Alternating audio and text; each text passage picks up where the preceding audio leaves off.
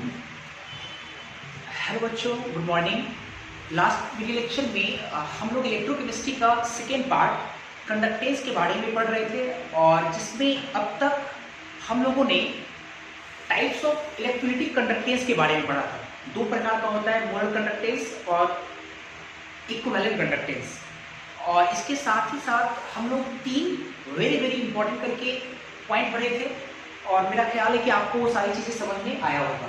तो इसी के साथ कंटिन्यू करते हैं। आज हम लोग नए टॉपिक के साथ शुरुआत करेंगे और आज का हमारा टॉपिक है effect of dilution on conductivity and molar conductivity. तो हेडिंग लगाएंगे, पहले एक बड़ा सा पहले हेडिंग लगाएंगे हम लोग, effect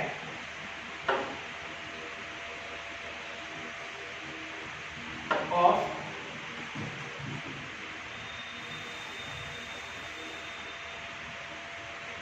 dilution on conductivity and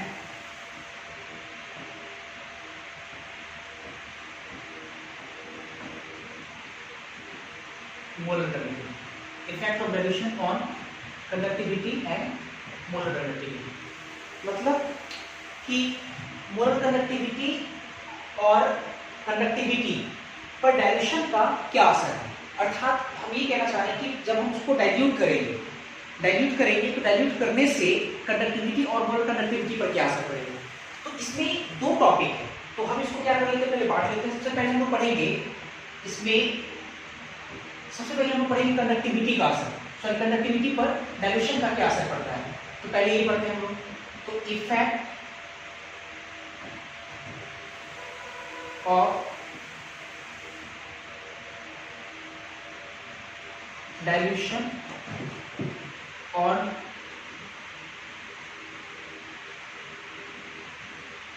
conductivity, effect of dilution on conductivity।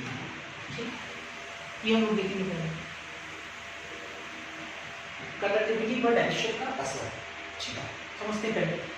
जैसे अगर आपको जानना है कि डाइल्यूशन अगर हम करते हैं, डाइल्यूशन क्या होता है, आगे हम आपको समझाएंगे, तो उसके कारण कंडक्टिविटी पर क्या असर पड़ता है। तो इस टॉपिक को समझने के लिए पहले आपको बढ़िया से कंडक्टिविटी समझ में आना चाहिए। कंडक्टिविटी आपको थोड़ा सा कंडक्टिविटी में एक बार फिर से रिकॉल करा देता हूँ। आपको याद होगा कंडक्टिविटी कप्पा है ना, इसको बोलते थे 1/रो को। और रो क्या कहलाता था आपका, रो कहलाता था रेजिस्टिविटी, रो रेजिस्टिविटी और 1/रो कंडक्टिविटी। तो अगर हम लोग रो समझ गए है ना, रो समझ गए, रेजिस्टिविटी समझ गए, तो कंडक्टिविटी आराम से समझ में आ जाएगा। क्लियर है यहाँ तक। तो पहले रो समझने की कोशिश करते हैं।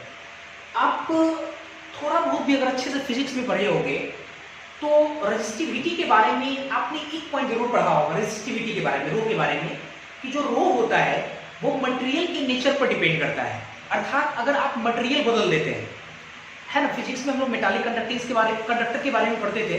तो मेटालिक कंडक्टर पे अगर हम कॉपर लिए तो कॉपर अगर है ना, तो उसका जो रेजिस्टिविटी होगा, जो रो होगा, वो एक फिक्स वैल्यू होगा। लेकिन जैसे ही कॉपर मेटल को अगर छोड़कर कोई दूसरा अगर मेटल लेंगे, मेटल चेंज करेंगे, मेटल का नेचर बदलेंगे, तो आपका रेजिस्टिविटी रो का जो वैल्यू बदल जाएगा। लोहे के लिए अलग होगा, कॉपर के लिए अलग होगा, एल्यूमिनियम के लिए अलग होगा, सिल्वर के लिए अलग होगा। मैं ये कहना चाह रहा हूँ। अच्छा, एक बात और आपने ये पढ़ा होगा कि जो रो है, रेजिस्टिविटी है, वो लेंथ ऑफ कंडक्टर या cross sectional area of conductor या कंडक्टर की मोटाई, इन सारी चीजों पे डिपेंड नहीं करता है। आपको याद होगा जब आप न्यूमेरिकल्स अगर बनाते होंगे फिजिक्स में, खास करके इस तरह के मतलब कॉन्सेप्ट पे, तो आप वहां देखे होंगे कि अगर एक पार्टिकुलर अगर मेटल है, कॉपर है, तो कॉपर का रेजिस्टिविटी फिक्स है। चाहे कॉपर कैसा भी हो, चाहे कॉपर का लंबाई ज्यादा हो, कम हो, उसकी मोटाई ज्यादा हो, उससे कोई मतलब नहीं है ना। तो हम लोग ऐसा पढ़ते थे। ठीक है, तो रेजिस्टिविटी जो है वो कहीं ना कहीं मटेरियल के नेचर पर डिपेंड करता है। अब सवाल ये है, तो मटेरियल ऑफ नेचर पर तो डिपेंड करता है, मटेरियल के नेचर पे, लेकिन हमको ये जानना है कि मटेरियल के जो नेचर पर डिपेंड करता है वो कैसे, है ना। तो इसको मैं समझा दो जरा अच्छे से। जैसे जो आपका रो है, रो वो यूनिट वॉल्यूम में जो इलेक्ट्रॉन आए यूनिट वॉल्यूम में जितने इलेक्ट्रॉन आएंगे उस इलेक्ट्रॉन के चलते, बढ़िया से, कोई अगर कोई कंडक्टर है, उस कंडक्टर का अगर आप यूनिट वॉल्यूम लेते हैं, यूनिट वॉल्यूम, और यूनिट वॉल्यूम में जो इलेक्ट्रॉन आएगा उस इलेक्ट्रॉन के चलते जो रेजिस्टेंस होगा, रेजिस्टेंस, उसी को हम लोग बोलेंगे रेजिस्टिविटी।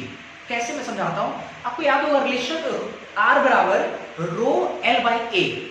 L लेंथ अगर 1 कर दे, क्रॉस सेक्शनल एरिया अगर 1 कर दे, तो आपको नहीं लगता है कि वॉल्यूम 1 हो जाएगा, है ना? एरिया अगर 1 किए, है ना, तो लेंथ अगर 1 किए तो उस कंडक्टर का वॉल्यूम कितना हो जाएगा? 1 हो जाएगा।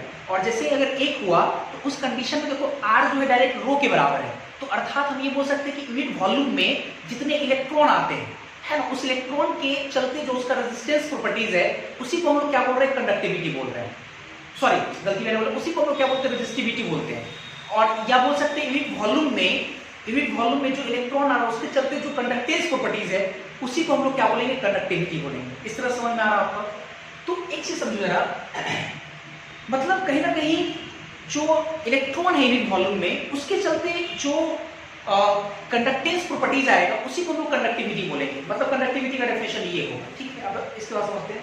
तो हम लोग को समझना है effect of dilution on conductivity. वो कंडक्टिविटी आपको समझा दी, अब समझते जरा। डाइल्यूशन का सीधा मतलब होता है कि आप सॉल्वेंट को बार बार ऐड कर रहे हैं, किसी सॉल्यूशन में आप सॉल्वेंट को ऐड कर रहे हैं। सॉल्यूशन कैसा सॉल्यूशन? फिर इसको समझते हैं। कोई एक गिवन सॉल्वेंट है, उस गिवन सॉल्वेंट में आपको इलेक्ट्रोलाइट डाल दिया, है ना, इलेक्ट्रोलाइट डाल दी, इलेक्ट्रोलाइट डालना पड़ेगा, इलेक्ट्रोलाइट डाल दिए तो एक इलेक्ट्रोलाइटिक सॉल्यूशन आएगा। और जो सॉल्यूशन आया, अब उसको हम क्या करेंगे? उसको डाइल्यूट करना है। डाइल्यूट क्या किससे करेंगे हम लोग? जो गिवन उसमें सॉल्वेंट है, मतलब सॉल्वेंट अगर नहीं मेंशन तो पानी बोलते हैं बार बार हम लोग, तो पानी बार बार उसमें ऐड करेंगे, तो वो क्या होगा? अपने आप डाइल्यूट होगा। तो डाइल्यूट होने से, है ना, उस इलेक्ट्रोलाइटिक सॉल्यूशन का कंडक्टिविटी, है ना, किस प्रकार से वैरी करेगा, क्या उस पर असर आएगा, हम लोग इसके बारे में देखेंगे। ठीक है, आप समझते हैं जरा? इतना समझ में आ गया अच्छे से? मैं एक बार पहले फ्रेम कर रहा था, बना रहा था इस पे, है ना? अब थोड़ा समझते हैं। जैसे अब समझते हैं जरा डाइल्यूशन। जैसे आप ऐसे समझो, एक गिवन सॉल्वेंट है, उसमें इलेक्ट्रोलाइट डाल दी, एक गिवन सॉल्यूशन आ गया। अब इस गिवन सॉल्यूशन में हम सॉल्वेंट डाल रहे हैं, पानी डाल रहे हैं, है ना, पानी डाल रहे हैं। जैसे जैसे इसको डाइल्यूट करेंगे, वैसे वैसे क्या होगा कि कहीं ना कहीं क्या होगा कि कंसंट्रेशन उसका घटेगा। क्यों कंसंट्रेशन घटेगा, इसको समझाते हैं। आपने कंसंट्रेशन पढ़ा होगा, कंसंट्रेशन जो होता है वो मोल बटा वॉल्यूम होता है। आप मोल किसका? सॉल्यूट का। तो इलेक्ट्रोलाइटिक सॉल्यूशन में सॉल्यूट आपका कौन है? इलेक्ट्रोलाइट है ना? और ठीक है, वॉल्यूम, ओवरऑल सॉल्यूशन का जो वॉल्यूम है वो भी है आपका, है ना? तो जब अगर आप पानी डाल रहे हैं, अर्थात सॉल्वेंट अगर डाल रहे हैं, तो हो क्या रहा है कि ओवरऑल सॉल्यूशन का वॉल्यूम इंक्रीज कर रहा है। Volume, number of mole solid का तो बढ़ नहीं रहा है, इलेक्ट्रोलाइट तो डाल नहीं रहे, तो वो तो कांस्टेंट है, जितना है उतना ही है। आप क्या कर रहे हैं? डाइल्यूशन करके आप इनडायरेक्टली रूप से क्या कर रहे हैं? ओवरऑल सॉल्यूशन का वॉल्यूम बढ़ा दे रहे हैं, वॉल्यूम बढ़ा रहे हैं। और वॉल्यूम के बढ़ने से कंसंट्रेशन घटता है, ये तो सब लोग जानते हैं। वॉल्यूम बढ़ेगा, कंसंट्रेशन घटेगा। तो यहां से ये समझ में आया कि अगर हम किसी गिवन इलेक्ट्रोलाइटिक सॉल्यूशन को अगर हम डाइल्यूट करते हैं तो क्या होता है कि वॉल्यूम बढ़ता है और वॉल्यूम के बढ़ने से कंसंट्रेशन घटता है। अच्छा, कंसंट्रेशन घट रहा है, तो कंसंट्रेशन अगर घटेगा तो इसका मतलब ये हुआ कि यूनिट वॉल्यूम में नंबर ऑफ आयन का संख्या घट जाएगा। यूनिट वॉल्यूम में नंबर ऑफ आयन का संख्या घट जाएगा, बिल्कुल घटेगा। क्योंकि आप ऐसे समझो कि जो गिवन सॉल्यूशन है उसमें अगर मान लो कि हम कोई भी इलेक्ट्रोलाइट डालें, गिवन सॉल्यूशन में कोई भी इलेक्ट्रोलाइट डालें, तो हर जगह पे आयन है। इलेक्ट्रोलाइट का मतलब जो आयन प्रोड्यूस कर रहा है, हर जगह आयन है। जैसे अगर उसमें हम लोग सॉल्वेंट मिलाएंगे तो वॉल्यूम बढ़ेगा, आयन तो नहीं है लेकिन वॉल्यूम बढ़ जाएगा, वॉल्यूम बढ़ेगा। तो जब यूनिट वॉल्यूम कंसीडर करेंगे तो उस यूनिट वॉल्यूम में नंबर ऑफ आयन का संख्या क्या हो जाएगा? कम हो जाएगा। और अगर नंबर ऑफ आयन का संख्या कम हो गया तो इसका मतलब कंडक्टिविटी क्या हो जाएगा? घट जाएगा, है ना? कंडक्टिविटी घट जाएगा। तो साफ एक हम लोग को दिमाग में छापना ये बात कि जब हम लोग डाइल्यूट करते हैं, डाइल्यूट करने से कॉन्सेंट्रेशन क्या होता है? घटता है, क्योंकि वॉल्यूम बढ़ता है। ठीक है, कॉन्सेंट्रेशन घटता है, और कॉन्सेंट्रेशन अगर घटता है तो इसका मतलब ये हुआ कि कहीं ना कहीं number of ions per unit volume में क्या हो जाएगा? घट जाएगा। और आयंस अगर घट गया यूनिट वॉल्यूम में, इसका मतलब कंडक्टिविटी घट जाएगा। मैं इन बातों को यहाँ पे लिखता हूँ पहले, तो हम लोग लिखेंगे पहले on dilution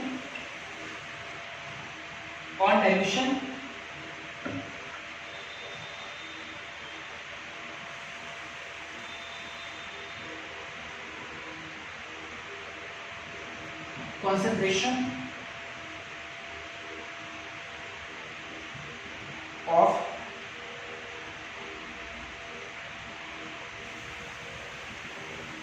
electrolytic solution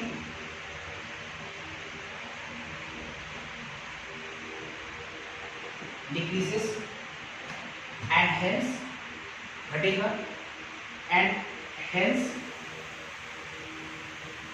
number of ions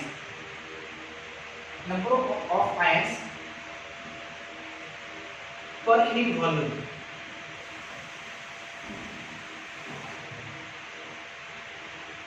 also decreases. So number of ions अगर घट गया तो लोग क्या बोल सकते हैं, सो कंडक्टिविटी घटेगा, so conductivity of strong and weak electrolyte, चाहे स्ट्रॉन्ग हो चाहे weak electrolyte decreases upon dilution. ठीक है, स्ट्रॉन्ग और वीक इलेक्ट्रोलाइट का जो कंडक्टिविटी होगा वो घटेगा डाइल्यूशन करने से। ठीक है, ये हम उसी के यहाँ। अच्छा, इसके बाद आते हैं जरा सेकेंड हम लोग पढ़ेंगे effect of dilution on molar conductivity. Molar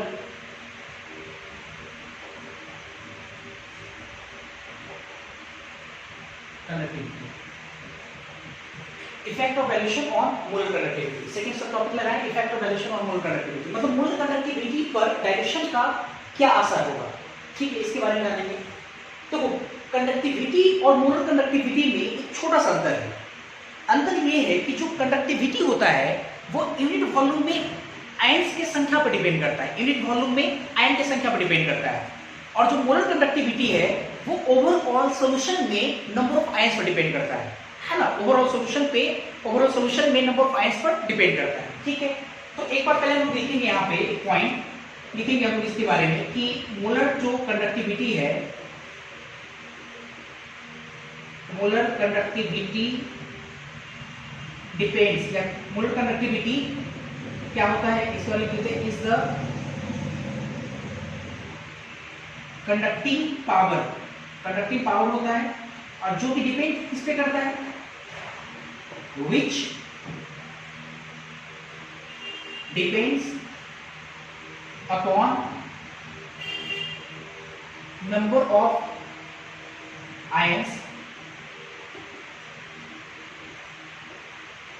in the solution, है ना। सॉल्यूशन में नंबर ऑफ आयंस पर डिपेंड करता है। अंतर ये ध्यान रखना आपको ये कि कंडक्टिविटी जो होता है वो रो, कंडक्टिविटी मतलब रो, ठीक है, सॉरी कंडक्टिविटी मतलब 1/रो, ठीक है, या रो नहीं समझते अभी। तो जो कंडक्टिविटी होता है वो यूनिट वॉल्यूम में आयन की संख्या पर डिपेंड करता है। ऑब्वियसली यूनिट वॉल्यूम आयन की संख्या घट गया, इसका मतलब कंडक्टिविटी आपका डिक्रीज कर गया। लेकिन जो आपका मोलर कंडक्टिविटी है वो ओवरऑल सॉल्यूशन में नंबर ऑफ आयंस पर डिपेंड करता है, क्योंकि हम लोग पढ़े भी है कि जो मोलर कंडक्टिविटी वो कंडक्टिंग पावर होता है जो सिर्फ डिपेंड करता है number of ions in the solution. अब देखो क्या होता है, तो समझते हैं। अगर आप डाइल्यूट करते हैं, ठीक है, बढ़िया समझ आ रहा है। अगर आप डाइल्यूट करते हैं तो डाइल्यूट करने से क्या होता है, आपका वॉल्यूम बढ़ता है। कैसे? जैसे एक मान लो कि सॉल्यूशन है जिसमें इलेक्ट्रोलाइट है, सॉल्वेंट में इलेक्ट्रोलाइट डाल दिए, एक सॉल्यूशन तैयार हुआ, ठीक है, गिवन सॉल्यूशन है ना, गिवन सॉल्यूशन इलेक्ट्रोलाइट का। अब हम लोग क्या कर रहे हैं कि इस इलेक्ट्रोलाइटिक सॉल्यूशन में हम लोग को डाइल्यूट करना है, ठीक है। तो जो गिवन सॉल्वेंट है उस गिवन सॉल्वेंट को बार बार क्या कर रहे हैं हम लोग, ऐड कर रहे हैं। जैसे जैसे हम लोग ऐड करेंगे वैसे वैसे क्या होगा, ओवरऑल वॉल्यूम बढ़ेगा। तो वॉल्यूम बढ़ेगा, इसका मतलब कॉन्सेंट्रेशन क्या हो जाएगा, घट जाएगा। वॉल्यूम बढ़ने से कॉन्सेंट्रेशन क्या होगा, घटेगा। अच्छा, यहाँ तक तो समझ में आया। इससे पहले भी हम लोग ये देखे थे कि वॉल्यूम बढ़ेगा, कॉन्सेंट्रेशन घटेगा, अर्थात डाइल्यूशन करेंगे तो कॉन्सेंट्रेशन घटेगा, सीधा सीधा। अच्छा, अब देखते हैं जरा आयनिक में एक बात हम लोग पढ़े थे, आपको याद होगा कि अल्फा बराबर रूट अंडर के बटा सी। एक चीज हम लोग कभी पढ़े होंगे, अल्फा बराबर रूट अंडर के बटा सी, है ना, ये इक्विवेलेंट कांस्टेंट बटा सी ऐसे कुछ करके। अब एक चीज देखो, अगर कॉन्सेंट्रेशन घटता है, कॉन्सेंट्रेशन क्या होगा, घटेगा, डाइल्यूशन करेंगे वॉल्यूम बढ़ेगा, वॉल्यूम बढ़ने से कॉन्सेंट्रेशन घटेगा, तो कॉन्सेंट्रेशन घटेगा तो इसका मतलब अल्फा क्या होगा, बढ़ेगा, और अल्फा होता है डिग्री ऑफ डिसोसिएशन, अर्थात डिसोसिएशन बढ़ेगा। बढ़िया समझ आ रहा है यहाँ पे, डिसोसिएशन बढ़ेगा। मतलब हम ये कहना चाह रहे हैं कि अगर कोई गिवन इलेक्ट्रोलाइटिक सॉल्यूशन है, जब उसको हम लोग डाइल्यूट कर रहे हैं, पानी उसमें ऐड कर रहे हैं, सॉल्वेंट ऐड कर रहे हैं, तो ओवरऑल वॉल्यूम बढ़ रहा है, वॉल्यूम के बढ़ने से, है ना, कॉन्सेंट्रेशन घट रहा है, और कॉन्सेंट्रेशन के घटने से अल्फा मतलब इलेक्ट्रोलाइट का फर्दर डिसोसिएशन बढ़ रहा है, मतलब जो भी इलेक्ट्रोलाइट अनडिसोसिएटेड फॉर्म में, वो फर्दर क्या कर रहा है, वहां पे डिसोसिएट हो रहा है। तो अगर फर्दर वो डिसोसिएट होगा तो इलेक्ट्रोलाइट फर्दर डिसोसिएट करके आयंस को प्रोड्यूस करेगा, और अगर आयंस को प्रोड्यूस करेगा इसका मतलब number of ions overall solution में बढ़ेगा, और नंबर ऑफ आयंस अगर ओवरऑल सॉल्यूशन में बढ़ेगा तो इसका मतलब ये हुआ कि मोलर कंडक्टिविटी बढ़ जाएगी, क्योंकि मोलर कंडक्टिविटी ओवरऑल सॉल्यूशन में नंबर ऑफ आयंस पर डिपेंड करता है। ठीक है, ये बात मैं यहाँ लिखाऊंगा, लेकिन जो बच्चे अच्छे से समझ रहे होंगे उनके मन में एक जरूर विचार ये आ रहा होगा कि सर ऐसा तो इसमें भी हो रहा था, तो आपने इसमें ऐसा कुछ नहीं दिखाया, इसमें भी तो हो सकता है जो वीक इलेक्ट्रोलाइट है, बढ़िया से जो वीक इलेक्ट्रोलाइट है ना, और ऑब्वियसली वीक है, कमजोर है, तो जब हम लोग डाइल्यूट करेंगे, डाइल्यूट करने से कॉन्सेंट्रेशन घटेगा, अल्फा बढ़ेगा। आपने यहाँ पे नहीं दिखाया और यहाँ पे आप दिखा रहे हैं, तो मैं आपको समझा दूं, यहाँ पे कोई फायदा भी नहीं। देखो कैसे, अगर वीक इलेक्ट्रोलाइट है तो जब हम लोग डाइल्यूट करेंगे वॉल्यूम बढ़ेगा, कॉन्सेंट्रेशन घटेगा और अल्फा बढ़ेगा, मानते हैं नंबर ऑफ आयंस बढ़ेगा, लेकिन वॉल्यूम के तुलना में नंबर ऑफ आयंस कम बढ़ेगा, इसलिए यूनिट वॉल्यूम जब भी कंसीडर करोगे तो आयन का संख्या घटेगा, है ना, आयन का संख्या घटेगा इसमें यूनिट वॉल्यूम में, क्योंकि वॉल्यूम ज्यादा बढ़ेगा, लार्जली बढ़ेगा। ठीक है, ये इसलिए यहाँ पे हम आपको नहीं दिखाया। अच्छा, एक बात और, कुछ बच्चे ये सोच रहे हैं कि सर आप जो यहाँ मोलर कंडक्टिविटी जो समझा रहे हैं यहाँ पे कि नंबर ऑफ आयंस बढ़ेगा मतलब कॉन्सेंट्रेशन घटेगा तो अल्फा बढ़ेगा, तो आप मेरे को ये बताइए कि जो स्ट्रॉन्ग इलेक्ट्रोलाइट है वो तो टूटा रहता है पूरा, वो कैसे टूटेगा, तो वो टूटेगा नहीं, तो फिर कैसे नंबर ऑफ आयंस बढ़ेगा। तो मैं उन बच्चों को ये कहना चाहता हूँ कि कोई भी आयनिक कंपाउंड या कोई भी इलेक्ट्रोलाइट 100% इलेक्ट्रोलाइटिक नेचर का नहीं होता है, 100% आयंस प्रोड्यूस करते ऐसा नहीं होता है। आप जानते हो कि NaCl बढ़िया आयनिक कंपाउंड है, उसको अगर आप पानी में डालते हैं तो 96-97% उसका डिसोसिएशन होता है मात्र, तो 3% बचा हुआ है ना, उस 3% जो बचा हुआ है जब हम पानी डालेंगे तो फर्दर 3% टूटेगा। तो इसका मतलब कहीं ना कहीं कोई भी आयनिक कंपाउंड 100% आयनिक नहीं होता है, 100% इलेक्ट्रोलाइटिक नहीं होता है, इसका मतलब उसमें जब पानी डालेंगे तो चाहे वो स्ट्रॉन्ग हो तब भी वो टूट करके आयन प्रोड्यूस करेगा, वो वीक है तो वो टूटेगा ही, वो आयन प्रोड्यूस करेगा, आयन का संख्या बढ़ेगा, आयन का संख्या बढ़ेगा, मोलर कंडक्टिविटी बढ़ जाएगी। ठीक है, यहाँ पर अपनी सारी बातों को यहाँ लिखते हैं, लिखेंगे हम लोग ऑन डाइल्यूशन, डाइल्यूशन करने पर, ऑन डाइल्यूशन, ठीक है, कॉन्सेंट्रेशन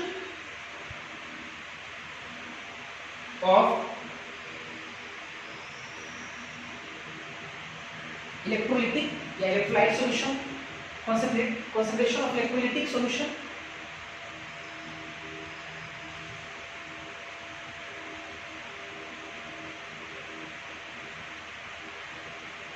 इलेक्ट्रोलाइटिक सॉल्यूशन डिक्रीजेस, और ड्यू टू विच, इसके कारण क्या होगा, due to which dissociation of electrolyte, dissociation of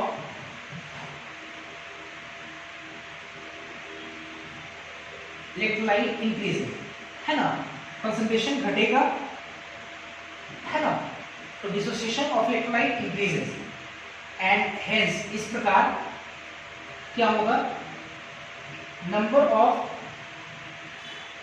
ions in the given solution, unit volume नहीं लिखेंगे आप, in the given solution increases, so molar conductivity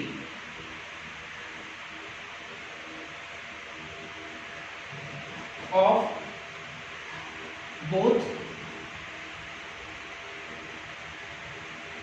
strong and weak electrolyte also increases.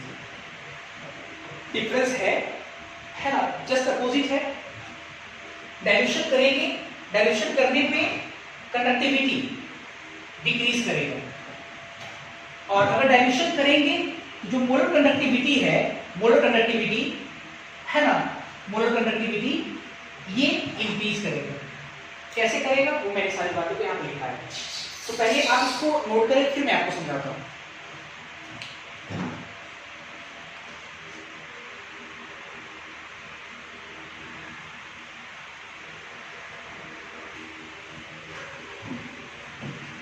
अभी हम लोग देखें कि मोलर कंडक्टिविटी पर dilution का असर पड़ता है ना। मोलर मतलब डाइल्यूशन अगर बढ़ाएंगे, डाइल्यूट करेंगे तो मोलर कंडक्टिविटी भी बढ़ेगा, ऐसा हम लोग पढ़ेंगे, ठीक। अच्छा, इसके बाद जैसे एक बात तो समझ में हमको आया ये कि अगर हम लोग डाइल्यूट करते हैं तो मोलर कंडक्टिविटी वैरी करता है। तो डाइल्यूशन करने से मोलर कंडक्टिविटी कैसे वैरी करता है, इस चीज को बताने के लिए एक इक्वेशन दिया गया जिसको हम बोलते हैं D Y हक्कल equation.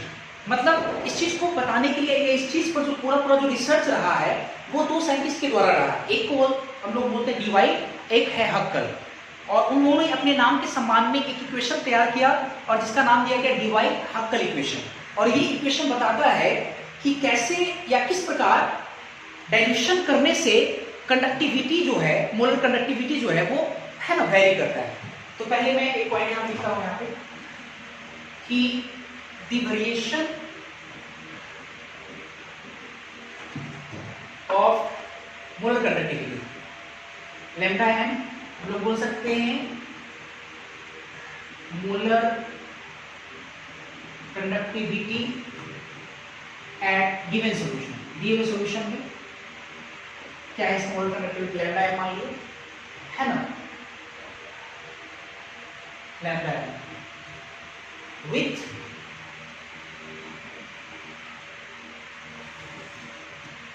Dilution is given by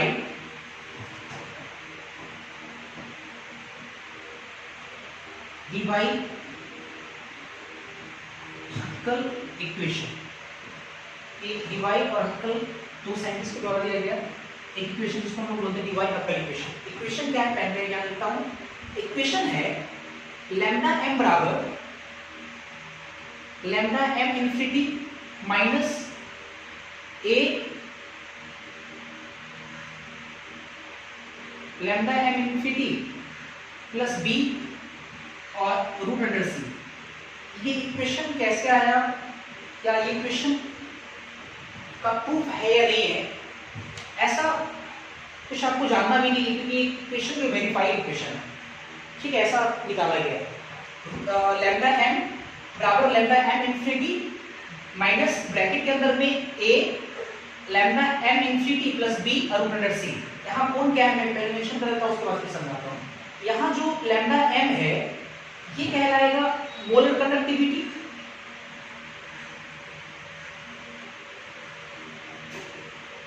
eight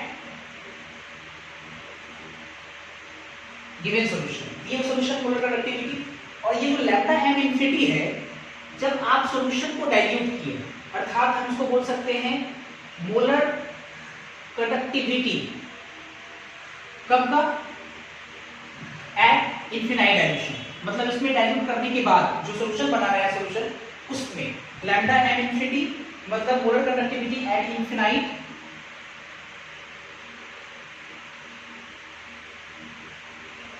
dilution, ये गिवन सॉल्यूशन और ये infinite dilution. A and b are constant, a और बी क्या है कांस्टेंट, और ये जो सी लिखा हुआ है यहाँ पे, ये सी ये कॉन्सेंट्रेशन होगा, कॉन्सेंट्रेशन ऑफ सॉल्यूशन, ठीक, concentration of solution. Particular time में उसका कॉन्सेंट्रेशन हो। ठीक, अब देखिए इसके बाद जरा देखो ये जो इक्वेशन है ना, इसमें अगर आप इस इक्वेशन को अगर देखें बढ़िया से, तो इसमें ये दिख रहा है कि लैम्डा एम जो है वो आपका मोलर कंडक्टिविटी है और सी जो है कॉन्सेंट्रेशन है ना। और ये इक्वेशन बता रहा है कि किस प्रकार से जब आप डाइल्यूट करते हैं तो मोलर कंडक्टिविटी जो है वो वैरी करता है। कैसे? जब आप डाइल्यूट करते हैं तो कॉन्सेंट्रेशन क्या होता है? कॉन्सेंट्रेशन आपका घटता है। तो कॉन्सेंट्रेशन घटता है तो इसके घटने से ये किस प्रकार से है ना होगा, यानी किस प्रकार से वैरी करेगा, इसी चीज को बताता है। हालांकि मैं आपको ये जो इक्वेशन चूंकि वेरीफाइड इक्वेशन है और मैं कोशिश करता हूँ इस इक्वेशन से आपको ये बताने की कि कैसे इस इक्वेशन के माध्यम से हम ये समझ पाएंगे कि डाइल्यूशन करने से मोलर कंडक्टिविटी जो है वो आपका बढ़ता है। ये जानते हैं, बढ़िया सीखेंगे सब लोग। देखिए जरा, जैसे डाइल्यूशन करेंगे तो हम लोग ये पढ़ चुके हैं कि डाइल्यूशन करने से मोलर कंडक्टिविटी बढ़ता है। अब इस इक्वेशन के माध्यम से जानना है, तो देखो जरा अच्छे से, अगर आप डाइल्यूट करोगे, तो डाइल्यूट करने से कॉन्सेंट्रेशन क्या होगा? घटेगा, है ना। कॉन्सेंट्रेशन क्या होगा? घटेगा। अच्छा, और कॉन्सेंट्रेशन घटेगा, बिल्कुल ये सही, ठीक। और हम लोग देख रहे हैं कि लैम्डा एम बराबर lambda m infinity minus a lambda m infinity plus b और रूट अंडर सी है। तो अगर मान लो कि लैम्डा एम इनफिनिटी माइनस ये वाला पोर्शन है, अगर लैम्डा एम इसमें से इसको घटाने पे आ रहा है और ये जो घटाव वाला जो है वो छोटा है, डाइल्यूट कर रहे हैं, छोटा हो रहा है, ये छोटा हो रहा है, ये छोटा हो रहा है, तो इसमें से अगर छोटा वैल्यू घटेगा तो बचेगा क्या? बड़ा। इसका मतलब कि इसके घटने से ये वाला वैल्यू क्या होगा? बढ़ेगा। तो इससे तो ये इक्वेशन तो ये क्लियर हो ही गया कि जब डाइल्यूट करेंगे तो कॉन्सेंट्रेशन घटेगा और मोलर कंडक्टिविटी आपका बढ़ेगा। ये तो समझ में अपने को आ रहा है इस इक्वेशन के माध्यम से। अच्छा ठीक है, वेरीफाइड है, आपको बस याद रखना है। इसमें ज्यादा क्वेश्चन वगैरह इस पर नहीं आता, ये भी ध्यान रखिए, क्वेश्चन वगैरह नहीं आएगा इस पर। अच्छा आप समझते हैं जरा, डीवाई और हक्कर दो साइंटिस्ट ने मिलकर के स्ट्रॉन्ग और वीक इलेक्ट्रोलाइट के मोलर कंडक्टिविटी का वेरिएशन डाइल्यूशन के साथ कैसे होता है इसको ग्राफिकली भी दिखाया है। ग्राफिकली देखेंगे, पहले ग्राफिकली हम लोग देखेंगे यहाँ पे कि लैम्डा एम मतलब molar conductivity at given solution और विच डाइल्यूशन मतलब concentration root square of concentration के वर्सेस ग्राफ ड्रॉ किया गया है ना, स्ट्रॉन्ग इलेक्ट्रोलाइट के लिए और वीक इलेक्ट्रोलाइट के लिए।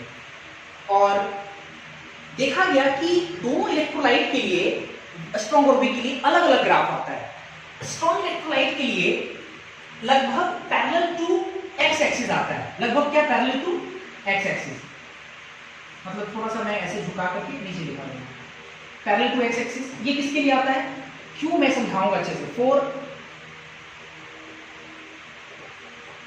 स्ट्रॉन्ग इलेक्ट्रोलाइट, और जो वीक इलेक्ट्रोलाइट है, अगर उस वीक इलेक्ट्रोलाइट का लैम्डा एम और वर्सेस रूट अंडर सी का जब ग्राफ ड्रॉ किया गया तो देखा गया वो हाइपरबोला आता है। हाइपरबोला इस तरह से, हाइपरबोला इस प्रकार से आता है ना। ये आता है आपका वीक इलेक्ट्रोलाइट, वीक इलेक्ट्रोलाइट, ये स्ट्रॉन्ग इलेक्ट्रोलाइट। ठीक, अब समझते हैं ऐसा ग्राफ क्यों आता है, बढ़िया समझेंगे लोग सब। ठीक है, देखते हैं जरा, तो जरा एक चीज बताओ कि बढ़िया से जो स्ट्रॉन्ग इलेक्ट्रोलाइट होगा, बढ़िया से जो स्ट्रॉन्ग इलेक्ट्रोलाइट होगा, स्ट्रॉन्ग इलेक्ट्रोलाइट लगभग क्या होगा? 97-98% टूटा रहेगा। ये तो समझ में अपने को आता है। जो स्ट्रॉन्ग इलेक्ट्रोलाइट है ना, वो इलेक्ट्रोलाइट टेंड्स टू 100% क्या होगा? डिसोसिएट रहेगा। ठीक है, डिसोसिएट रहेगा, 97-98% तो डिसोसिएट है। जब हम लोग उसको डाइल्यूट करेंगे पानी डाल करके या सॉल्वेंट डाल करके, तो मात्र 102% आयन का संख्या बढ़ेगा, मात्र 102% आयन, है ना। इनफिनाइट डाइल्यूशन मात्र 102% आयन बढ़ेगा।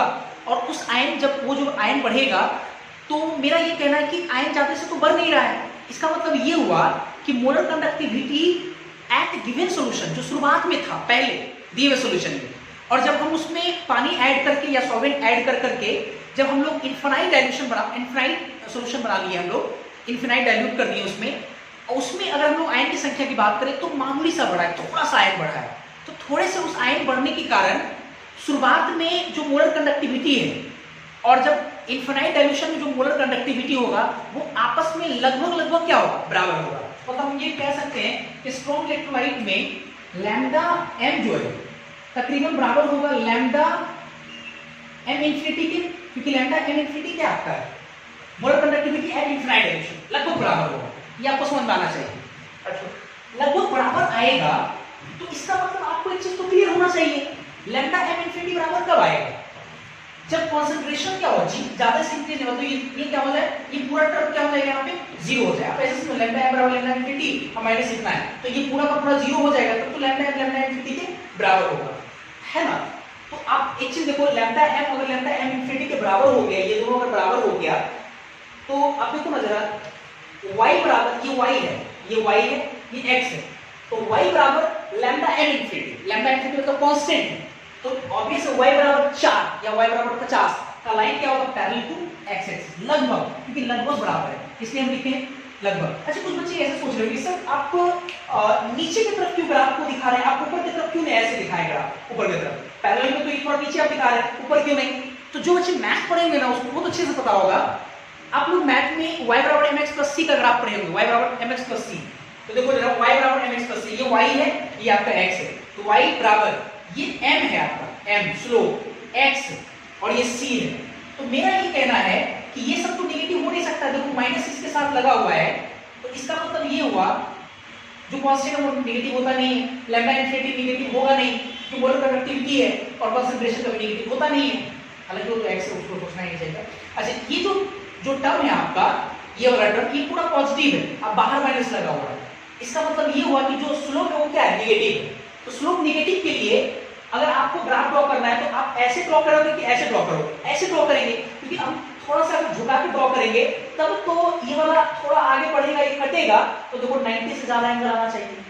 लेकिन अगर तुम ऐसे का ड्रॉ करोगे तो ये नीचे आएगा और positive direction of x axis सब जो एंगल जब मेजर करोगे तो वो 90 से कम आएगा और उसके स्लोप तुम्हारा पॉजिटिव हो जाएगा, इसलिए थोड़ा सा झुकाकर नीचे की तरफ रहेगा। मेरे ख्याल से आपको समझ में आ रहा होगा, ठीक है। ठीक, उसके बाद आइए, ये तो हो गया स्ट्रॉन्ग इलेक्ट्रोलाइट के ग्राफ ऐसा होगा लगभग पैरेलल, तो टेंड्स टू मतलब नीचे, टेंड्स टू पैरेलल होगा, लगभग नीचे की तरफ होगा, ये कैसे समझना है ना। अच्छा, दूसरी बात, वीक इलेक्ट्रोलाइट के लिए ऐसा ग्राफ क्यों होगा, हाइपरबोलिक क्यों होगा, ये हाइपरबोला है, ये स्ट्रेट लाइन, ये हाइपरबोला है, तो हाइपरबोला क्यों होगा इसको जरा समझते हैं। वीक इलेक्ट्रोलाइट में एक चीज जरा समझो, एक चीज तो हम लोग पढ़े कि जो लैम्डा एम होता है ना, वो इनवर्सली प्रोपोर्शनल टू 1/√c होगा। Lambda M inversely proportional to √c, क्योंकि हम लोग सीखे बढ़िया से, हम लोग ये सीखे कि डाइल्यूशन करेंगे, बढ़िया से डाइल्यूशन करेंगे, वॉल्यूम बढ़ेगा, कंसंट्रेशन घटेगा, और कंसंट्रेशन घटेगा तो मोलर कंडक्टिविटी बढ़ेगा। तो देखो कंसंट्रेशन घट रहा है ना, कंसंट्रेशन घट रहा है, मोलर कंडक्टिविटी क्या हो रहा है, बढ़ रहा है। क्या आप ऐसे समझो, रुक जाओ, अब ऐसे समझो, ऐसे नहीं समझ में आएगा, अब ऐसे समझो। एक चीज बताओ, जो मोलर कंडक्टिविटी है वो नंबर ऑफ आयंस पर डिपेंड करता है, और नंबर ऑफ आयंस कौन बताता है, alpha, alpha degree of dissociation, ये ना। और हम लोग पढ़े कि अल्फा बराबर जो होता है वो √k/c होता है ना। तो हम लोग बोल सकते हैं अल्फा बराबर √k/c, ये भी बोल सकते हैं, क्योंकि नंबर ऑफ आयंस बढ़ेगा तो मोलर कंडक्टिविटी बढ़ेगा, ये हम लोग पढ़े हैं। तो इसका मतलब ये हुआ कि अल्फा बराबर होता है √k/c, तो अल्फा अगर बढ़ेगा तो इसका मतलब c क्या होगा, घटेगा, c घटेगा। तो आप एक चीज देखो ना, हम लोग ऐसे भी लिख सकते हैं, लैम्डा m जो है inversely proportional to √c, alpha की जगह पे एलिमिनेट करके लिख सकते हैं, तो कांस्टेंट है, कांस्टेंट के ऊपर क्या लिख सकते हैं, कांस्टेंट को हटा करके √c लिख सकते हैं। तो कंसंट्रेशन को घटाएंगे, डाइल्यूशन का कंसंट्रेशन घटेगा, देखो लैम्डा m बढ़ेगा। और इन दोनों के जो बीच में रिलेशन है वो कैसा रिलेशन है, लैम्डा m y है, ये x है, अगर y इनवर्सली प्रोपोर्शनल टू अगर x रहेगा तो इसका मतलब x किधर लाएंगे, तो y * x बराबर c, और y * x हाइपरबोला होता है, देखो इसलिए ये हाइपरबोला है ना, ये हाइपरबोला है। तो मैं आपको ये समझाया कि यहाँ पे कि स्ट्रॉन्ग इलेक्ट्रोलाइट और वीक इलेक्ट्रोलाइट के लिए अगर हम लोग उसका वेरिएशन देखें, स्ट्रॉन्ग इलेक्ट्रोलाइट और वीक इलेक्ट्रोलाइट का मोलर कंडक्टिविटी का वेरिएशन देखें डाइल्यूशन के साथ, तो उसके ग्राफ में नेचर में अंतर आएगा, है ना, एक स्ट्रेट लाइन के थ्रू बढ़ेगा लगभग मतलब बोल सकते हो कि कांस्टेंट रहेगा स्ट्रॉन्ग इलेक्ट्रोलाइट में, लेकिन वीक इलेक्ट्रोलाइट में क्या होगा कि तेजी से बढ़ेगा ऐसे करके, ठीक है।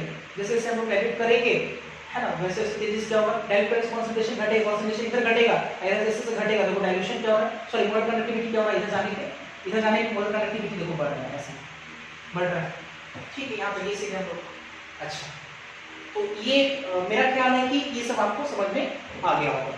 इसके बाद देखते हैं जरा, जैसे बढ़िया से अब देखो क्या है कि किताब लिखता है कि स्ट्रॉन्ग इलेक्ट्रोलाइट का, बढ़िया समझना है, किताब लिखता है कि स्ट्रॉन्ग इलेक्ट्रोलाइट का molar conductivity at infinite dilution, मतलब गिवन सॉल्यूशन में नहीं, जब आप बहुत ज्यादा पानी डाल डाल करके जब उसको डाइल्यूट कर दिए उस वक्त आप, है ना, मोलर कंडक्टिविटी जिसको हम लोग बोलेंगे molar conductivity at infinite dilution lambda M infinity, आप उसको इजीली कैलकुलेट कर सकते हैं, ऐसा किताब लिखता है, इजीली आप उसको कैलकुलेट कर सकते हैं।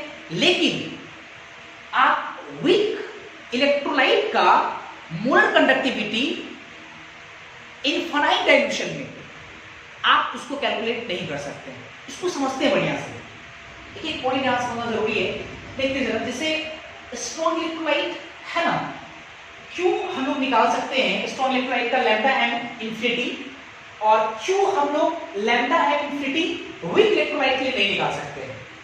आप एक चीज देखो जरा कि स्ट्रॉन्ग इलेक्ट्रोलाइट के लिए जो ग्राफ आया है वो स्ट्रेट लाइन आया है, और ये कहीं ना कहीं स्ट्रेट लाइन जो है ये आगे जब आगे बढ़ाएंगे तो ये कहीं ना कहीं एक्स एक्सिस को कट करेगा, इधर बढ़ाने पे वाई एक्सिस को कट करेगा, जिसको हम लोग बोलते हैं, ठीक है, एक्स एक्सिस को कट करेगा आगे बढ़ाने पे ऐसे, ये वाई एक्सिस को कट करेगा, तो यहाँ जब कट करेगा और यहाँ कट करेगा तो ऑब्वियस है कोऑर्डिनेट है ये, तो कोऑर्डिनेट में ये पॉइंट और ये कोऑर्डिनेट एक्स एक्सिस पर कोऑर्डिनेट और वाई एक्सिस पे जो कोऑर्डिनेट है वो आपको आराम से मिल जाएगा, एक्स एक्सिस पे कितना कोऑर्डिनेट है, वाई एक्सिस पे कितना कोऑर्डिनेट है। और इस इक्वेशन में जब हम लोग लैम्डा एम और लैम्डा रूट अंडर सी जो कि अपने आप में एक कोऑर्डिनेट है, ये y है ये x है, और आपको दो कोऑर्डिनेट मिला, तो एक बार आप एक पॉइंट ये और ये भरेंगे, एक बार फिर आप इसको और इसको भरेंगे दूसरे पॉइंट के लिए, तो आपको नहीं लगता कि लैम्डा एम इन्फिनिटी आराम से निकल जाएगा, आपका ए और बी सॉल्व करेंगे लैम्डा इन्फिनिटी निकल जाएगा, है ना।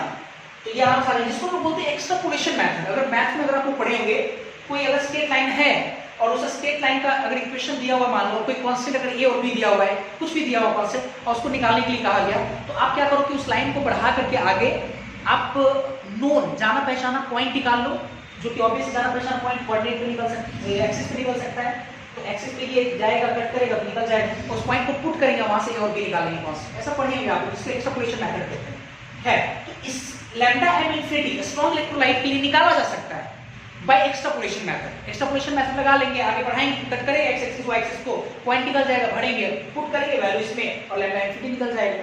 इसलिए लैम्डा इन्फिनिटी स्ट्रॉन्ग इलेक्ट्रोलाइट के लिए इजीली कैलकुलेट किया जा सकता है। अच्छा, अब वीक इलेक्ट्रोलाइट में क्या प्रॉब्लम है, आप वीक इलेक्ट्रोलाइट का चूंकि जो ग्राफ का नेचर है वो हाइपरबोला है, हाइपरबोला ये ऐसे जाएगा, तो इनफाइनाइट पे जाने के बाद ये एक्स एक्सिस को टच करेगा या कट करेगा, और ये ऊपर वाला जो इनफाइनाइट पे जाकर के वाई एक्सिस को टच करेगा, अर्थात इनफाइनाइट को एक मीनिंगलेस परिभाषित वर्ड है, तो इसका मतलब ये टच करेगा ही नहीं, ये भी टच करेगा नहीं।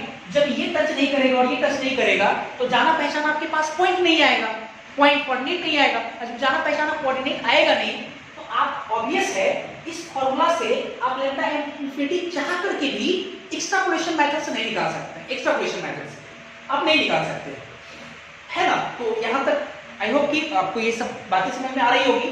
अच्छा, तो लैम्डा एम इन्फिनिटी नहीं निकाला जा सकता है। अब लैम्डा एम इन्फिनिटी किस तरह निकाल सकता है, वीक इलेक्ट्रोलाइट का, तो lambda M infinity weak electrolyte का जो है एक्सट्रापोलेशन मेथड से नहीं निकाला जा सकता, क्लियर है यहां तक। अच्छा, अब वीक इलेक्ट्रोलाइट का लैम्डा एम इन्फिनिटी मतलब molar conductivity at infinite dimension निकालने के लिए, है ना, एक साइंटिस्ट के द्वारा एक वर्क है, इसमें साइंटिस्ट ने एक साइंटिस्ट है जिनके द्वारा ये काम किया गया, लैम्डा इन्फिनिटी वीक इलेक्ट्रोलाइट का निकाला गया, और जिनका नाम है कोलराउस, है ना, कोलराउस, और उन्होंने अपने नाम के सम्मान में एक नियम बनाया जिसको हम लोग बोलते हैं, आज हम लोग पढ़ते हैं कोलराउस लॉ। कोलराउस लॉ मतलब ये जो प्रॉब्लम आया, क्या प्रॉब्लम आया, वीक इलेक्ट्रोलाइट का molar conductivity at infinite dilution calculate नहीं कर सकते एक्सट्रापोलेशन मेथड से। इस प्रॉब्लम को दूर करने के लिए, न्यास दिलाने के लिए एक नियम बनाया गया है ना, और ये जो नियम बनाया गया ये कोलराउस के द्वारा बनाया गया, और इस नियम को लोग बोलते हैं कोलराउस लॉ। क्या बोलते हैं इसको? Kohlrausch law. तो अभी जितनी भी बातें मैंने आपसे कहा वो सारी बातों को मैंने यहाँ पे इस बोर्ड पे लिखा है। क्या है मैं मेरे पास समझता हूँ, lambda M infinity for strong electrolyte can be calculated by extrapolation method, but graph of weak electrolyte is hyperbolic in nature, so lambda m infinity for weak electrolyte cannot be calculated by extrapolation method. अब extrapolation method calculate नहीं कर सकते, ठीक है? तो for the calculation of lambda m infinity for weak electrolyte, strong तो इसलिए calculate कर लेंगे है ना, weak electrolyte Kohlrausch law is introduced, एक नियम इंट्रोड्यूस किया गया, इसको हम बोलते हैं कोलराउस लॉ। तो अब हमारे लिए जानना ये जरूरी हो गया कि कोलराउस लॉ होता क्या है। पहले आप इसको नोट करेंगे है ना, फिर हम देखते हैं, इसको पॉज करके नोट कर लेंगे।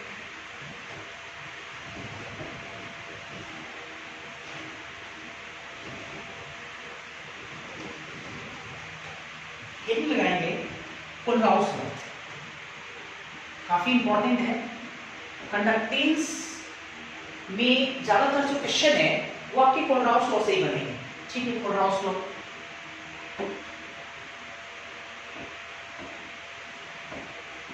कोलराउस लॉ, ठीक है? होता क्या है समझते जरा। देखो नियम कई बार मैं कहता हूं आपको कि कॉन्सेप्ट से आता है निकल करके, तो पहले मैं आपको कॉन्सेप्ट समझाने की कोशिश करता हूं कि कॉन्सेप्ट इसके पीछे क्या है।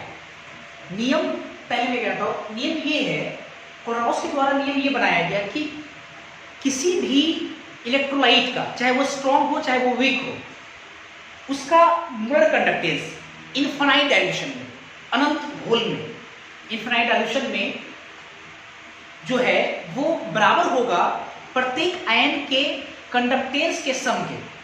फिर से मैं एक बार बोल रहा हूं, मैं क्या कहा, मैंने क्या कहा, कोलराउस लॉ के बारे में किताब लिखता है कि कोलराउस लॉ के अकॉर्डिंग है ना, किसी भी इलेक्ट्रोलाइट का, चाहे वो स्ट्रॉन्ग हो चाहे वो वीक हो, किसी भी इलेक्ट्रोलाइट का जो मोलर कंडक्टेंस होगा इनफाइनाइट डाइल्यूशन में, लैम्डा एम इन्फिनिटी है ना, वो बराबर होगा प्रत्येक आयन के कंडक्टेंस के जोड़ के, मतलब जितने भी तरह का आयन होंगे वो सारे आयन के जोड़ के बराबर होगा है ना उस इलेक्ट्रोलाइट का कंडक्टेंस। ऐसा क्यों, इसके पीछे कॉन्सेप्ट समझते हैं। देखो एक चीज बताओ, जैसे इनफाइनाइट डाइल्यूशन मतलब कि इनफाइनाइट डाइल्यूशन मतलब ये हुआ कि जैसे आप ऐसे समझो, पहले एक मान लो कि दिया हुआ सॉल्यूशन है जिसमें कोई इलेक्ट्रोलाइट डाला हुआ है, पानी है, मान के चलो पानी है, उसमें कोई इलेक्ट्रोलाइट डाल दी, NaCl डाल दी, मान लो NaCl, ठीक है?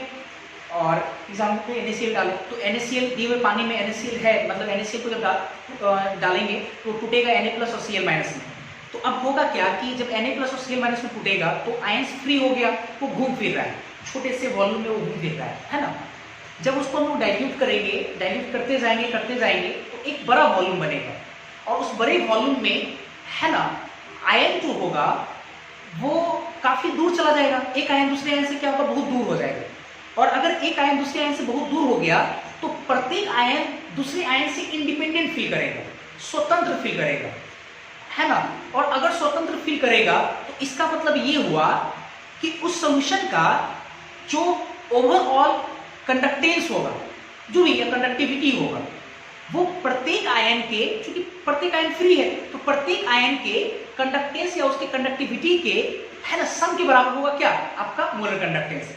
मतलब प्रत्येक आयन जो होगा वो फ्री होगा, तो प्रत्येक आयन का जो मोलर कंडक्टेंस होगा उन सारे को जोड़ देंगे तो उस कंपाउंड का या उस इलेक्ट्रोलाइट का, उस वीक इलेक्ट्रोलाइट या स्ट्रॉन्ग इलेक्ट्रोलाइट का क्या हो जाएगा, कंडक्टेंस निकल जाएगा। मैं यहाँ पे लिखता हूँ पहले जरा, कोलराउस लॉ क्या लिखेंगे, according to this law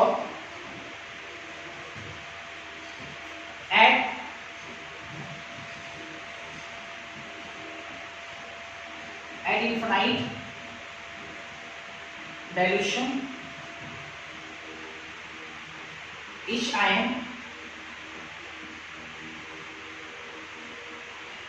independent from other ions, प्रत्येक आयन दूसरे आयन से क्या है, फ्री, इंडिपेंडेंट। सो इसलिए molar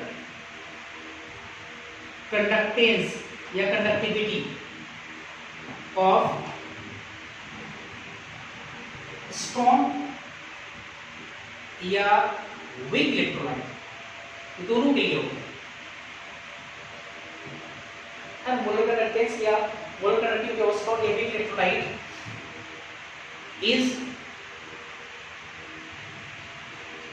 equal to the sum of molar conductance of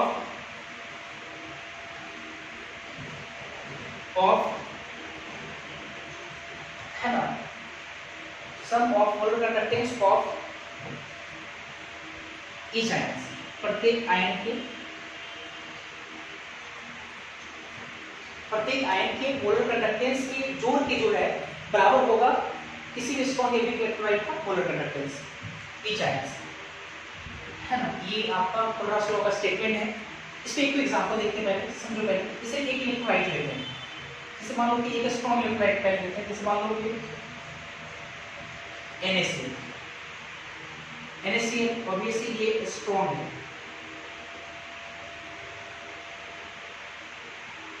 लिखने का तरीका आपको समझना आना चाहिए। ये स्ट्रॉन्ग है और हमको स्ट्रॉन्ग इलेक्ट्रोलाइट का जो है वो इनफिनाइट एडिशन मोलर कंडक्टेंस लिखना है। तो lambda m infinity, lambda m infinity मतलब molar conductance at infinite addition, infinity का मतलब या नॉट भी लगता है, सेम है, लिखा है ना। किसका? NaCl। ये बराबर होगा, किसके बराबर होंगे? कोलरास लॉ के नियम के अकॉर्डिंग जितने भी कोरस्पॉन्डिंग आयन हैं उन आयन के मोलर कंडक्टेंस के सम के। तो आयंस के लिए जो मोलर कंडक्टेंस वो स्मॉल लैम्डा का यूज करते हैं, स्मॉल लैम्डा इंफिनिटी, यहाँ m लगा देंगे, मतलब molar conductance at infinite addition किसका? Na plus lambda infinity MCl minus, ऐसे है ना। ये कहा जो वीक इलेक्ट्रोलाइट का कोई ले लेते हैं, मान लो कि हमने लिया weak electrolyte CH3COOH acetic acid. ये एसिटिक एसिड है जो कि आपका वीक इलेक्ट्रोलाइट है।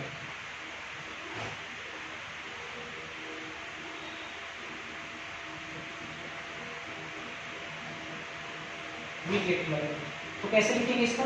अगर हमको लैम्डा इंफिनिटी लिखना है तो लैम्डा m इंफिनिटी, आप नॉट भी यूज कर सकते हो, नॉट इंफिनिटी के बराबर। तो lambda m infinity of acetic acid, इसके कोरस्पॉन्डिंग कौन कौन से आयन होंगे?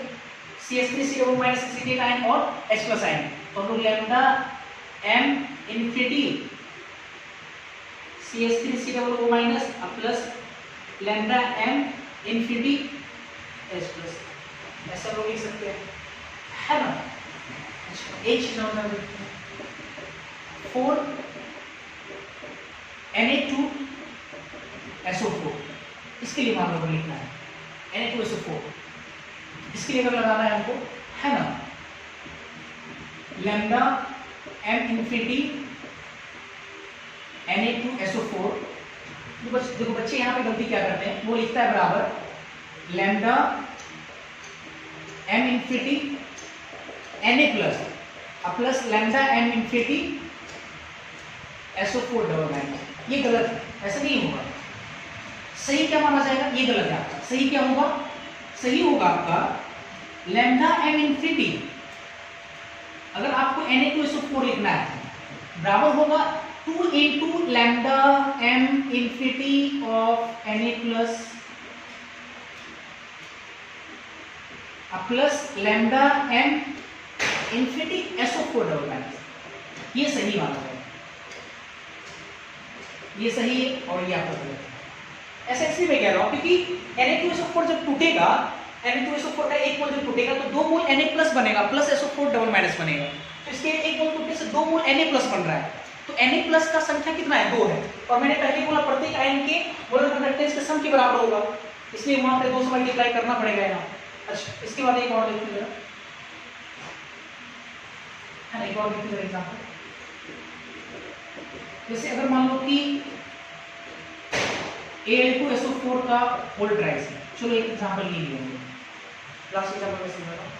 इसका अगर हमको लिखना है तो कैसे लिखेंगे, लैम्डा m इंफिनिटी, बढ़िया, सॉरी कैपिटल लैम्डा लिखना है यहाँ पे, कंपाउंड है ना, Al2SO4 का होल ट्राइस, चलो ठीक है यहाँ पे, है ना, बराबर कितना लिखेंगे, 2 इंटू लैम्डा m इंफिनिटी किसका, एल्यूमिनियम पे ट्रिपल प्लस, प्लस SO4 3 है तो 3 इंटू लैम्डा इंफिनिटी m किसका, हम लोग लिखेंगे SO4 पे डबल माइनस, 3 गुना करना पड़ेगा, ऐसा ही है। ऐसे करके हम लोग लिखेंगे, ये ध्यान रखिए, ये जब भी हम लोग तोड़ेंगे जितना मोल कैटायन या एनायन बनेगा उस मोल से आपको मल्टीप्लाई भी करना है, ठीक है, अच्छा ये ठीक है आपको। अच्छा इसके बाद अगर मान लो ये तो आप लिखे लैम्डा m इंफिनिटी, एक चीज हम लोग इक्वेशन पढ़े, अगर हमको मान लो लैम्डा e इंफिनिटी लिखना है, मतलब मोलर कंडक्टेंस नहीं, हमको लिखना है इक्विवेलेंट कंडक्टेंस, तो हम लोग एक रिलेशन पढ़े थे कि लैम्डा e जो होता है वो बराबर होता है n factor into lambda m, तो इनफिनाइट डाइल्यूशन पे अब ये इंफिनिटी लगा देंगे आप,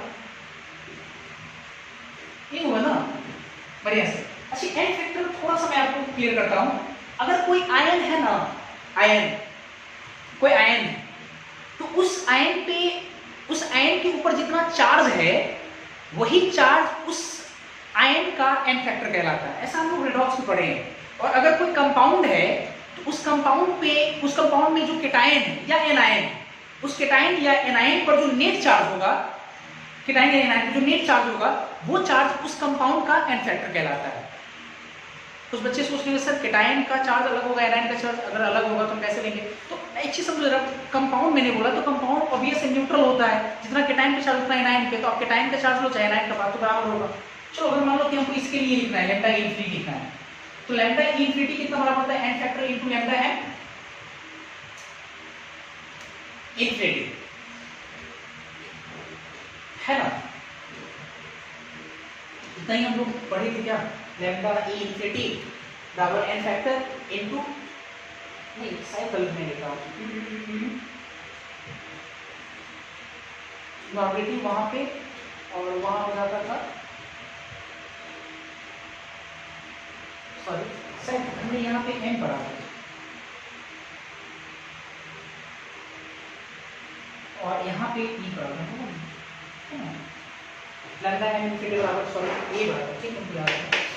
अब देखो जरा ये हम लोग पढ़े, अच्छा देखो अब हमको लिखना है तो चलो लगाते हैं क्वाड्रॉस लॉ, क्वाड्रॉस लॉ के अकॉर्डिंग लैम्डा m के लिए हम लोग पढ़े थे, अब इसके लगाना है तो लैम्डा m इंफिनिटी इसका बराबर है n factor into lambda infinity, तो n फैक्टर इसका कितना होगा, इसका n फैक्टर होगा, एल्यूमिनियम पे एक एल्यूमिनियम चार्ज 3 प्लस है, i2 2 3 गुना 6 into lambda e infinity Al2SO4 का होल ट्राइस, है ना, बराबर, क्लियर था। अच्छा ये हो गया 6, मैंने यहाँ पे लिखा 6 क्यों, आप समझ सकते हैं इसका n फैक्टर बराबर, अब इसका लिखना है हमको Al ट्रिपल प्लस का, तो Al ट्रिपल प्लस का n फैक्टर इनटू, है ना, lambda e infinity of Al triple plus, देखो एक चीज पहले 2 तो यहाँ पे आ गया, 2 हो गया lambda infinity Al triple plus, कितना लिखेंगे, अगर इसको हमको इक्विवेलेंट में बदलना है, इसके n फैक्टर, इसका n फैक्टर कितना है इनटू 3 और lambda m infinity of Al triple plus, ऐसे हो जाएगा,